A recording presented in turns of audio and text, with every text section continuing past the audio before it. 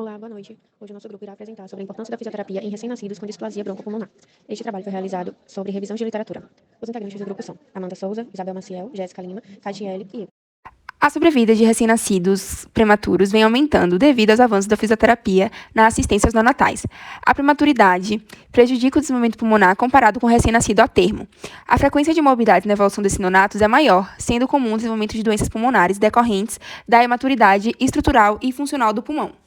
Assim acontece com a displasia broncopulmonar, que consiste em uma doença que acomete qualquer neonato que foi submetido à ventilação mecânica invasiva com altas pressões e com dependência de oxigênio em um período igual ou maior que 28 dias, e também concentrações de oxigênios superiores a 21%, sendo sua incidência predominante em neonatos com baixa idade gestacional, geralmente inferior a 32 semanas, e também baixo peso a nascer, geralmente entre 500 e 699 gramas. A fisiopatologia da displasia broncopulmonar ela ainda não está totalmente esclarecida, mas é um processo complexo que há a ação cinética de vários fatores sobre o organismo que ainda é imaturo, sujeito a várias agressões e também, ao mesmo tempo, com mecanismos de defesas ainda não completamente desenvolvidos. O estímulo inicial que vai ativar o processo inflamatório dessa função respiratória pode ser a ação de radicais livres, que vai ser secundário à oxigenoterapia ou à ventilação mecânica, barotrauma, agentes infecciosos ou outros estímulos que vão ser desencadeantes da doença sobre esse pulmão ainda em desenvolvimento. Essa pneumopatia ela foi descrita pela primeira vez por Northwell em 1967, sendo referida como uma doença pulmonar que é crônica do recém-nascido com morbidades da prematuridade, principalmente a síndrome do desconforto respiratório. E tem como apresentação clínica característica e bem definida tiragens intercostais, também batimentos de asa de nariz, o uso de musculatura acessória e a sincronia tóraco-abdominal e também a necessidade constante da utilização de oxigênio de baixo ou alto fluxo nos casos mais graves. O barotrauma, que se caracteriza pelo excesso de suplementação de oxigênio na sala de parto, ele também constitui outro fator de risco precoce na presença de um pulmão imaturo. A ventilação mecânica ela também tem sido uma preocupação constante, por ser uma das principais causas de lesões pulmonares em prematuro. Acontece a ruptura do espaço aéreo pelo acúmulo de ar extra-alveolar, com manifestações clínicas graves e também alterações fisiológicas, morfológicas e celulares. O tratamento ele vai incluir medicamentos como terapia com surfactante exógeno, que a gente vai ver mais adiante, e também estratégias ventilatórias, visando diminuir a lesão pulmonar e também aumentar o recrutamento alveolar. Os pacientes com displasia broncopulmonar eles também fazem uso de medicamentos diuréticos e pós-natais, para reduzir o acúmulo de líquidos nos pulmões esteroides.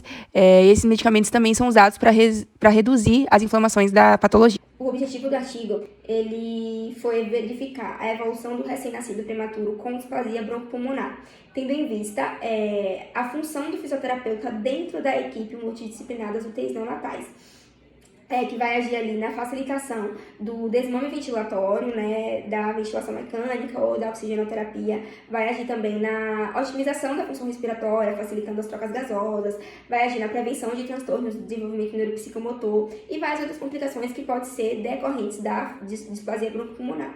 Então, a gente consegue concluir que uma assistência de um fisioterapeuta dentro da equipe, ele vai reduzir muito os agravantes da displasia broncopulmonar e de qualquer outra patologia para recém-nascidos, principalmente prematuros.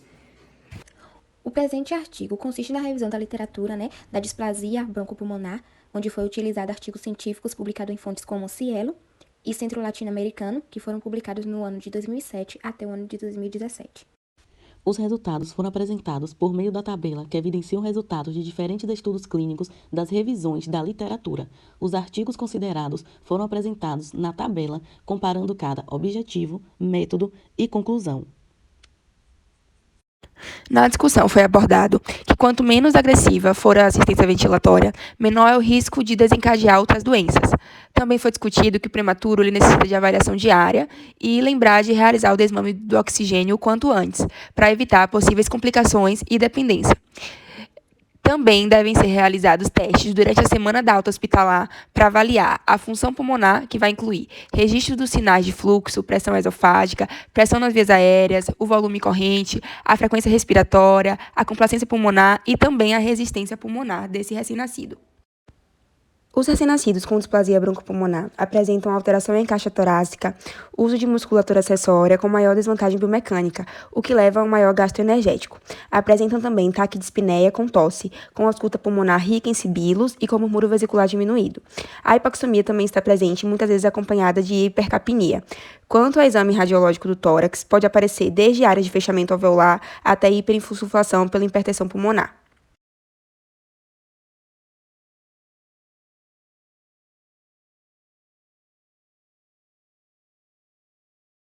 O canal arterial ele é de extrema importância para a circulação fetal, porém no nascimento esse canal arterial ele vai se fechar, porque se dá início à circulação pulmonar do bebê. Mas em alguns recém-nascidos o canal arterial ele continua patente, o que vai gerar um hiperfluxo pulmonar e vai levar a alterações do tecido pulmonar e da mecânica respiratória, favorecendo o desenvolvimento de doenças pulmonares crônicas DCRN. A baixa quantidade de colágeno, de elastina e a menor capacidade residual funcional vai deixar o sistema respiratório pulmonar mais suscetível a uma lesão, além da dificuldade do RN de produzir surfactante pulmonar.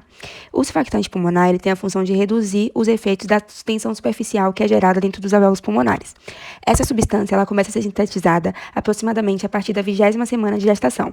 Porém, com essa idade gestacional, o surfactante pulmonar é ineficaz ou é secretado em pouca quantidade, o que vai aumentar o trabalho respiratório dos recém-nascidos, levando à insuficiência respiratória. O surfactante pulmonar, além da sua ação sobre a tensão superficial, ele também vai atuar diminuindo a susceptibilidade das bactérias, facilitando assim o trabalho das células de defesa.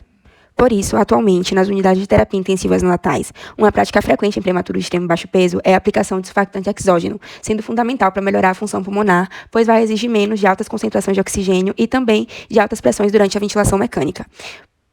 Porque, com a ação efetiva do surfactante pulmonar, a gente vai ter a diminuição do esforço respiratório e também o aumento da complacência pulmonar.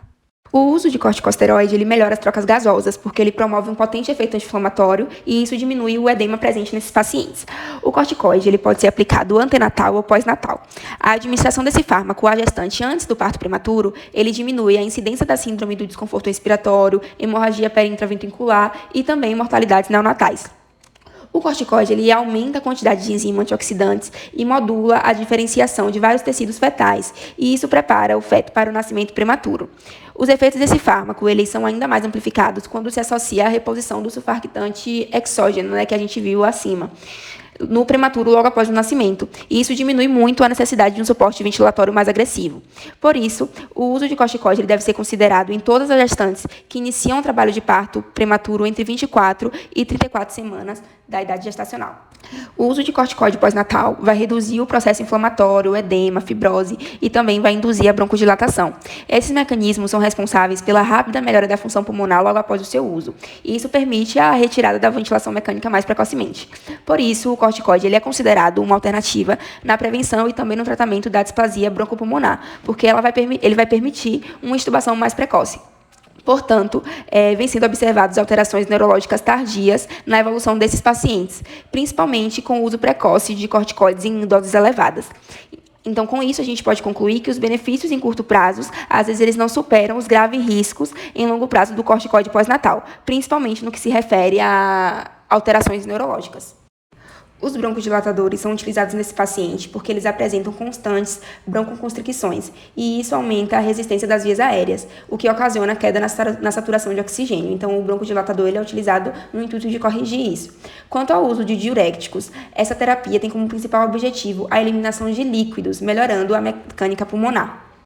O tratamento fisioterapêutico da displasia broncopulmonar vai se basear na correção da mecânica respiratória, na terapia da remoção de secreções, no estímulo precoce, alongamento da musculatura acessória e no reequilíbrio de forças torácicas e abdominais, melhorando assim o padrão respiratório e reduzindo gastos energéticos e fadiga muscular.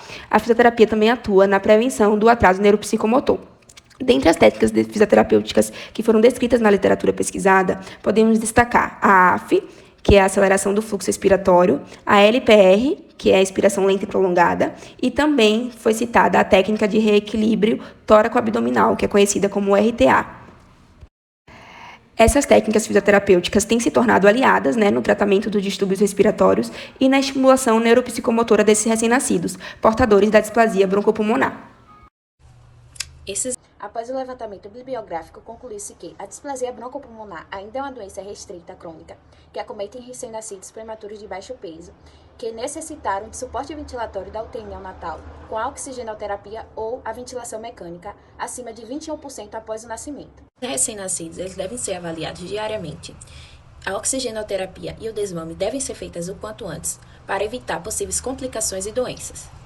A displasia broncopulmonar ela vem sendo estudada como forma de identificar causas, prevenções e tratamentos, mas a fragilidade desses prematuros agravam riscos e consequências maiores. Por isso, destacou-se que é importante eles serem acompanhados por uma equipe multidisciplinar para estar criando estratégias de prevenções e tratamentos durante todo o processo.